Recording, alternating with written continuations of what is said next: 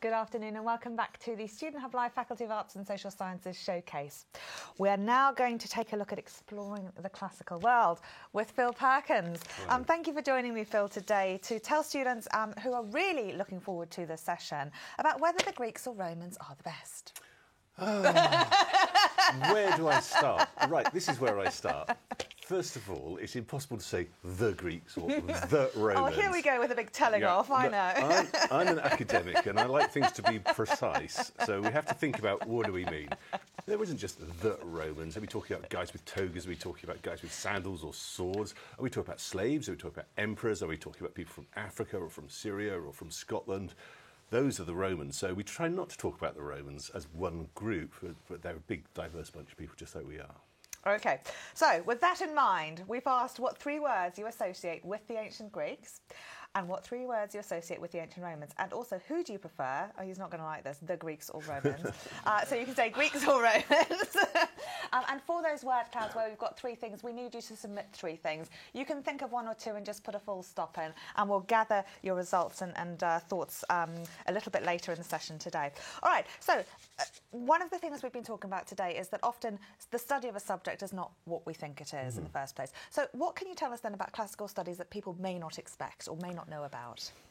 Well, I suppose the main thing to think about classical studies is it's the study of everything from a period of time, a long period of time, nearly about 1,500 years, and from a huge area all the way across the Mediterranean. So actually, classical studies can be anything. And that's so you've got a big claim of a big scope of time and a big scope of land as well. Oh, yes. I almost said we're like vultures, but maybe we just circle around and take things and look at them in different ways. We're also quite good at borrowing from other disciplines. So we learn from things like literature or history or anthropology, even art history, because all of this is part of human life and human experience.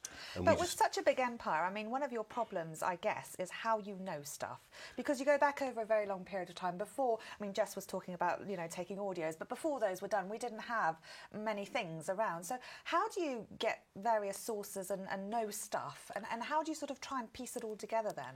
Well, that's the most important thing for us, to connect with what we call the sources, which are the things that have survived from the ancient world that we can still study.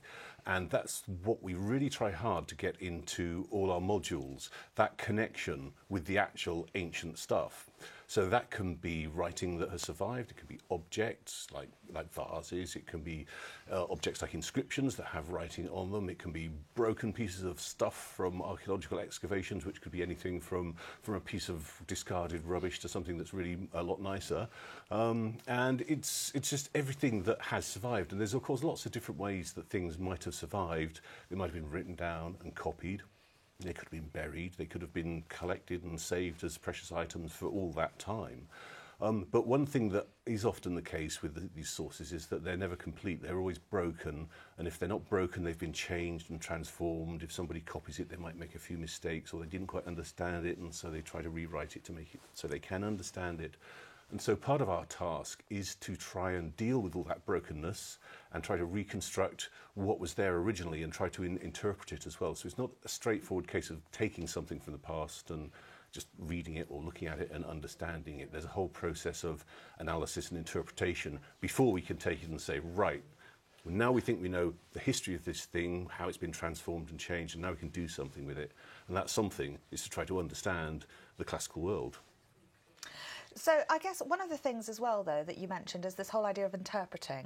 Because I'm gathering that you interpreting something sitting right here now is going to be quite different to somebody at another sort of time and space, perhaps with other social ideas of how the world should work, looking at a various Greek vase, for example, and saying, well, this is what my interpretation is. So these interpretations are problematic as well as the things that you're looking at. Oh yeah, definitely. I mean, there are a certain number of what we could call methodological issues, like you've got to do things right. But after that, how you see things, how you think about them, how you interpret them is heavily influenced by your own times. I mean, we are who we are, and we've grown up with the education we've had and the ways of thinking that we have, the kind of things that we think are good things or bad things. I mean, there's some good examples from classical world. Say something like slavery, for example. Slavery was a fact of life in the classical world. Nowadays, it's considered illegal everywhere, and quite before we start worrying about the moral justifications or lack of for it. But in the classical world, it was normal. And attitudes to that have changed through time, and people have studied it differently according to their own times. Other examples can be things like the idea of liberty, political freedom. That was a big thing in the Roman Republic. And that was the sort of guiding light of how that society organised itself with the belief and the claim that everybody was free. And that's something that has come and gone through time, and the idea of freedom has been valued in different ways. In the Middle Ages, forget it. In the early modern periods, we have sort of tyrants and despots, and it's only in the Enlightenment that we get back to a bit more freedom with things like the French Revolution and so on. And now we think we're free, and we live in democratic societies, at least in some parts of the world. But it's not quite the same kind of freedom and democracy as it was in the ancient world. Not with Facebook using your data and things like that. There's certain... Well, I'm sure the Romans had their equivalent of Facebook. I mean, they wouldn't have called it that, obviously, but they would have communicated with media in a social way, put it that way. Yes, no, exactly. OK, so I wanted to ask if you could bring some of the things along to show some of the sources that you were using throughout the module as ways of, I guess, looking at some of the complications, I guess, of some of the sources that you're looking at. And it was important. We'll ask again, because the voting is really changing on Greeks or Romans. Okay. So we're going to take a look at that in a little bit. So if you haven't voted, do vote on whether you prefer the Greeks or Romans. And then we'll take a look at your answers from that. And then after that, we'll look at the 3 words that you associate with each of those. So we asked for some various sources, and you've got quite a few, again, spread out throughout the period. One of them is, of course, Homer, which you would expect to see in a classics programme. You have to start with Homer. You do. It's the first Western literature that we have, and so it's a good starting place. OK, so what is interesting then about Homer? What are you doing? The really interesting thing about Homer is that it's possible to connect with it and to understand some of the emotions and society that were represented in this poem. And of course, we have to remember it's a poem. It's not just sort of an account of what happened at some dim, distant point in the past. No, it is an artistic creation. What we can do with Homer is put it together with other sources, particularly visual sources, because some of the stories that are written in Homer's poetry got represented on objects as well. And so that gives us an opportunity to compare the two. So we can take, say, a passage of Homer's poetry and an object that is related to it and try to think about how they're actually related. Now, you said that Homer tells us about the everyday, and you mainly mention the Iliad as well in the module, and a little bit about the Odyssey also. But what do those texts tell us about the everyday right now? What is interesting about them? Well, actually, the everyday there isn't all that much about, because it's an epic poem and it's the story of kings and great cities and great battles. I meant the current day, sorry. Oh, not what the does it tell us about the current day? Yeah. Oh, human fallibility and human failings more than anything else. The Iliad, the poem that is about the war of Troy, the Trojan Wars, is all about a big argument between the king Agamemnon and his best warrior Achilles. And guess what they fight about? Women and money. Yeah. And so that's not something that we stop doing, really, is it? No, but it's very interesting, I think, the way that they portray heroes, because that is something that really, is both unique in terms of those poems, but also, here and now, heroes are really important in our ideas about the world. Yeah, that's true, but a hero in the modern world is not quite the same as a hero in the ancient Greek imaginary world of Homer, because it's not the real Greek world. They had an heroic code of the expected kind of behaviour. So you had to be true to your warrior code and look after the weaker people who couldn't look after themselves. You had to respect your superiors, and you had to give gifts to your superiors, but you also had to offer hospitality to your inferiors. You had to exchange gifts in ritual ways. If you went to visit one of your fellow nobles, you were expected to, A, give gifts, but also you expected to receive gifts as well. So there was a whole social code of what should happen. And this business of gift giving with hosts and guests, it was known as xenia, as the Greek word for it. And a very famous example of when someone didn't respect this Homeric code is the story of Polyphemus, the Cyclops, who was blinded by Odysseus, and his crime, the Cyclops' crime, was breaking this code because he violated his guests in probably one of the the worst ways you could do it, which is by eating them. Yeah, well. So he was a giant. So this is why he came to a bad end, because he'd broken that code, which was of course supported by the power of the gods. It was sort of sanctioned by the gods in the Greek world of mythology. So by looking at some of these texts, you're both looking at the way that power operates, the way that relationships operate, the way that codes are sort of carried out by various people within different parts of society. Yeah, well, that's the world that Homer describes for us in the poems. Part of the challenge we then have is to say how much is that actually what went on, or how much is that sort of the sort of world of art and literature and poetry. Absolutely. And that can be difficult. I mean, one way to try to get there is through archaeology, to try and go to some of these places, and we do in our new module, we go to Mycenae, which was the capital city of Agamemnon, and we look at what remains of it now. And so we can then compare the kind of society that you can see in the archaeology, which is one based in large palaces with rich burials, with the world that's represented in the poem, where we have strong rulers with lots of gold and such like. So there is a good sort of match-up, really.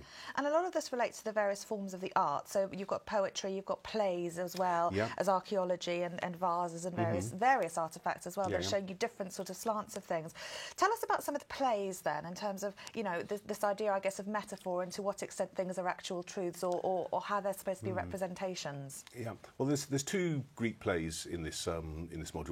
One's a tragedy, which is about the Persians, which is about the war between the Greeks and their deadly enemies, the Persian, and that's got lots of echoes with sort of recent conflicts between our modern day empires and our modern day tyrannies, as some people would like to think they are. And the other one is a comedy, which is called Lysistrata, and that's set in another war period, and that's a war between Athenians and Spartans, except the men have been fighting for 30 years without any resolution, and the women say, at this point, we've had enough, and they go on strike. It's a sex strike, and they say, guys, until you've sorted this out, that's it. And how long did they last? The men or the women? The men. Well, you can probably imagine, but it's measured in days. And it brings a solution to this intractable war that's been going on for years. But that's kind of like a metaphor. But it's interesting because it's in the world of Athens. It was at least public life was dominated by males. Politics was for males, and public offices like magistrates and things were all for males, and women supposedly didn't have any sort of official legal powers at all. But that's part of the story of this play, the metaphor of this play. It's actually, where does power live in society? Where does it reside? And it's not just in the sort of formal power structures, it's also in actually how you can influence and manipulate people. Right, let's go to the hot desk and see what people are talking about here. There's a lot of chat, Kath and Damon. There is indeed. There's a lot of interest in the classics. I think people have been looking forward to the classical studies aspect for a while, particularly the myth aspects, so about Cyclops, about Davin's been asking about Spartan society and whether you look at that. There's a question that's just come through about whether you move on to Darius towards the end. Yeah, we have Darius, the Mede, the Persian, in there because we study a play which is called The Persians, which is about the war between the Greeks and the Persians. And I'm not going to do a spoiler, no, I'm not going to say what happens, but it does figure Darius big time, yeah. It's all drama. I must say, Greeks are winning at the moment. Are they? 89%. Well, in that case, we better talk about the Romans and indeed. drum up a bit of support for the Romans. Okay. Sorry, not the Romans, the society that we call the Romans. Okay. So, what have they got to offer? What have they got to offer? I always like to think that the Roman society was one of the messiest societies that recent times have seen, or relatively recent times. Just in terms of not cleaning up after their wars? Or Precisely, not cleaning up after themselves. Because if you look for Roman artefacts, in the countryside, in the fields, you find broken bits of Roman stuff everywhere. The only messier period is the modern period. So it's partly because of the sort of technological advances and also the economic growth that happened at that time, that there is much more production of durable things like pottery, ceramics, bricks, tiles and things like that, which are fairly indestructible, and they've very much survived in ways that, say, for other cultures, things don't survive so much. Say, British culture, culture in the British Isles in Roman times, Iron Age culture as we call it, wasn't as technologically developed in the same ways, and so most of their buildings and structures, for example, were made out of materials that decay like wood and such like, and so they just didn't leave such sort of solid remains behind them. So the Romans were sort of messy in that way, but also I think they've left as a kind of legacy quite a few of our sort of political institutions that we have, particularly from the imperial period, for example. So some of the titles that are used for things like magistrates, like consuls and things like that, were titles that were used in, well, they still are. I mean, we still have, countries still have consulates in other countries, and that's directly from the Roman magistrate who was the chief of the chief magistrate of the Roman state.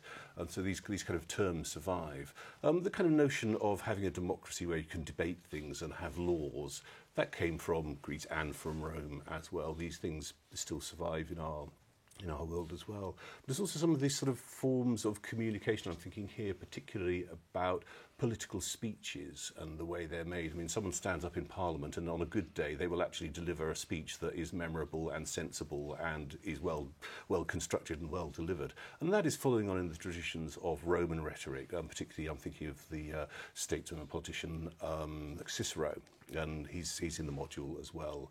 Some of his speeches are an item of study, and you can hear echoes in that. And for example, in that part of the module, we compare speeches of Winston Churchill with Cicero and how they're using the same styles. We do similar with Greek, where we compare a Barack Obama eulogy that he gave with one from ancient Greek, and talking about how the communication, public communication through careful, constructed speech achieves particular effects that are desired. It's not just any old words, it's words that are carefully constructed and put together to communicate and give a message. Well, the chat room are talking about what have the Romans ever done for us, and I do think that one of the things that isn't mentioned in that popular Monty Python sketch is funeral speeches and the use of oratory. Mm-hmm. But again, very interesting political artefacts, because again, the idea is trying to motivate groups of people to do something. Yeah, it's part of what we like to think of as cultural identity, because if there's a big public event, a funeral, such like, it's a moment when society comes together and people think, what do they share with each other, or maybe what do they share with the person who's departed, and how do their lives come together? And so it's a moment where sort of social solidarity can be achieved, and it's part of the sort of identity that people share that makes up part of their personal identity and their social identity as well. It's a kind of business of things like, I mean, for say, where were you the day that you've heard Princess Diana was dead, or such like, or whatever equivalents from your generation might be. But again, those artefacts aren't necessarily truths, because they're trying to do something else, and so in a different way to the plays and the literature, which again may have different sort of layers to them, those speeches are really trying to drive something very political. Yes, almost always, and they're never what you might call verbatim reports, like you might expect now. If you hear that someone's made a speech, you want to see precisely the words they've said. But most of the speeches we know from antiquity are ones that were either written by an author writing the history of that period, who probably wrote the words he thought should have been said at that time, not necessarily the ones that actually were said.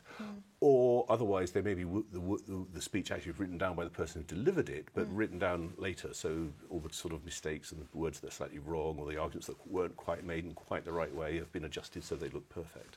So that's part of the sort of analysis of these ancient sources that you have to do to make sure that you're sort of looking through all these filters, and you don't just say, oh, that's the words they spoke 1,500 years ago, because they're not. Not, yeah. Now, and you don't know the context as well. One of the other things that you use is inscriptions on tombs, which again, very statemented, but obviously a lot more brief. Yes, and therefore a deliberate purpose. I mean, who are they speaking to? Some grave inscriptions say things like, passerby, pause and think about the person who's buried here, and they speak directly to somebody who might be reading it. Others are slightly sort of less direct, and it just has a sort of a name and loving husband of, or some such, died aged 23 or whatever. And some are really rather formal and commemorate so-and-so, big grand name, sort of lots of titles after it. He was the consul, he was a general, he was a magistrate, he was a priest, he was a all these sort of public roles. So they're doing a sort of a commemoration as well, so that you can look at this person's epitaph and say what a great person they were and how many great things they've done, and it's all laid out in front of you just in case you forget. But it also provides an example to later generations, maybe of the same family, who might want to emulate the achievements of their ancestors, or anybody else who reads it who says, I would like myself or people, my offspring, to be as grand and famous and successful as these other people. So it's again a way of creating a social identity by setting up a specific set of information about a person who's deceased. And one thing to remember, of course, is it's never the person who's actually deceased who set that up. It's always the people who survived. So it's their family or their associates of some sort or another who set it up. But these are the things that need to be recorded in public about this person. Fascinating. We must also talk about some of the art side of things as well, because we've been sort of speaking about the various sort of other sides of things, but one thing that does tell us an awful lot in a very, I guess, different way are some of the images, vases and those kinds of artefacts. And we've got a slide that we can show people at home about one of the things that we've seen. This is a gallant Curtis leaping into the gulfs. So There he is, yeah. Tell us then, what sort of ways might classics start looking at an image like this? Well, this particular image, I mean, I've got it here. Oops, step that way there, you can see. It's from a book from the 19th century. Right. And what it is doing is illustrating an episode from Roman history. Right. And it's a famous episode where a character called Curtius responds to a problem in the centre of Rome. One day in Rome there was an earthquake and a massive hole appeared in the centre of the city. Yeah. Priests were bemused and they decided the only way to solve this problem was to have the most virtuous man in Rome sacrifice himself into the hole, and that would solve the problem. So along comes Curtius. Yeah. Vainglorious as he was, thinking he was the best man in the city, the most virtuous man in the city, and he galloped his wonderful horse, leapt over a fence into the chasm, as you can see there. And, of course, offering himself to the underworld and sacrificing himself solved the problem. And the horse. And the horse, oh, yeah. Yeah, well, the horse didn't have much choice, really, but... Well, yeah. But it's an illustration of an elite male acting first, thinking second, shall we say, leaping over the fence and disappearing into a hole and vanishing. But the hole did close over, and all the people who were left behind, as you could see around, were throwing in gifts and offerings after him, and the gods were propitiated, and suddenly a lake formed in the area, and this lake is still there in the centre of the ancient Roman Forum now. It's called the Lacus Curtius, and it's a monument to this guy's achievements, his great self-sacrifice, his virtuous behaviour. And it was an example to people who came after. I mean, it's complete myth as far as we know, but it's a myth that was believed as to the extent that they made a monument in the centre of Rome about it, and the story survived in the writer called Livy, who's one of the best-known Roman historians, so the story is in there. So whether or not it's got a true origin doesn't matter, because it's a myth, and it's about the role of an elite, it's about the role of sacrifice, it's about devotion to the gods, and it's about showing leadership as well, I suppose, in a certain way, self-sacrifice at least anyway. Oh, I can see why everyone was so excited about this session. And classical studies, I must say, I do remember, because I did this in my first degree, and it is absolutely brilliant. But why are you talking about toilets and graffiti? Toilets and graffiti? Yes, Kath and Damon. It stems back to this discussion that you were having about how people talk to each other in the Roman world. So it got into men talking to each other in the spas, and also how people would talk to each other in the toilets in the Roman loos. Whereas nowadays, that's not really the done thing. Well, speak for yourself, David. Depends where you are in the world, actually. In Britain, it's normal to not go to the toilet in a social way, shall we say. But in other parts of the world, it is still entirely normal. I mean, it's entirely a social construct. It's things we're brought up doing, or taught how to do, in effect. And there's no reason for doing it that way. No, absolutely not. Absolutely. There's also quite a lot of discussion about how people in the ancient period are still, we can recognise ourselves in them. Particularly things like the graffiti We can recognise things when we see graffiti in Pompeii or wherever. Yes, I mean, there's a lot of the Pompeii graffiti, for example, is little love messages saying so-and-so loves so-and-so or so-and-so. That's the form of social media then, I guess. Yes, writing on the wall, not in some extent. Some of it's political slogans. They've recently excavated some new ones in Pompeii that basically say, vote for me. Simple as that. And that hasn't changed. So there is a human connection between the kind of things that we perceive or with the kind of things that we can recognise back in the ancient world. But that doesn't mean to say they're exactly the same, but it means they're kind of recognisable. Because, I mean, take, for example, another thing that's studied in the module, ancient spectacles, so that's amphitheatres, gladiatorial battles, for example, or animal fights, where, like a bullfight, the object of the entertainment, so-called, is to slaughter an animal or to slaughter another human. It's a spectacle, it's entertainment, it happens in a stadium, but it's not football. Yes. So some of it you can relate to in terms of a communal social experience of a kind of sporting event, but it's not the same. Yeah, absolutely. Yeah. And it has sort of descended into a bit of a Monty Python. Okay. There has been, towards the end. We must ask then at the end to see whether the Greeks or Romans are winning. How are we getting on then with that question? Who is better? 80% are for the Greeks, so it's gone down a little bit. That's it. I better start talking about the Romans a bit more then. Well, when I asked you the other day, you said it was the Etruscans, which is not one of the options. Well, that's right. Well, that's my own special area, which is working on the Etruscan people. And you better not get me started on those, because I've been known to talk for hours about them. But they're another people who also lived in Italy before and at the same time as the Romans, and were the deadly enemies of the Romans. And in some kind of really interesting ways, you could equate, if you think back to the Trojan Wars where we were talking earlier on, you have the Greeks versus the Trojans. Well, in Roman myth, they claimed they were descended from the Trojans. One prince escaped from Troy called Aeneas, who went all the way across the Mediterranean via Carthage, where he met Dido, ended up in Italy, and founded the people who became the Romans. And then, already in Italy were the Etruscans, and they kind of associated themselves more with the Greeks. So you ended up in Italy with a kind of almost like a remake of the Trojan War, with the Roman/Trojans fighting against the Greeks/Etruscans. So all these things kind of tie up and come together in the end. It's just one big gossip session, isn't it? All about dramas and carryings on between these people. But it's not just gossip. I mean, we do have a discipline, and we do have methodology, and we do...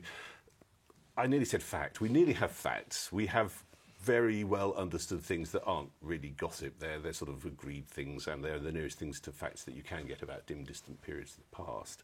So gossip, some of it's gossip, yes, but a lot of it is something that we can call art, literature, history as well. So. And really looking at how all of those combine to show you something where there might or might not be more truth. Yeah, we really like to try and get a sort of holistic view of bringing all sorts of different things together in different ways and see how they fit, see how they don't fit, compare them, contrast them, try to knit them together into a bigger picture of the ancient world, yeah. Brilliant. Phil, that's been absolutely fascinating. I really don't want to end, but we must. Okay. So I shall let you get on, but thank you very much for giving us a fabulous indication of what it's like to study classical studies. It's been a pleasure. Thank you. Well, we're going to show you a short video now, and then we're going to be back to talk about environment and society, which will be a really, really interesting discussion for, I think, Julianne, who was here earlier talking about environment. And we're going to show you a short video now, and we'll be back in 5 minutes with that next session. See you then.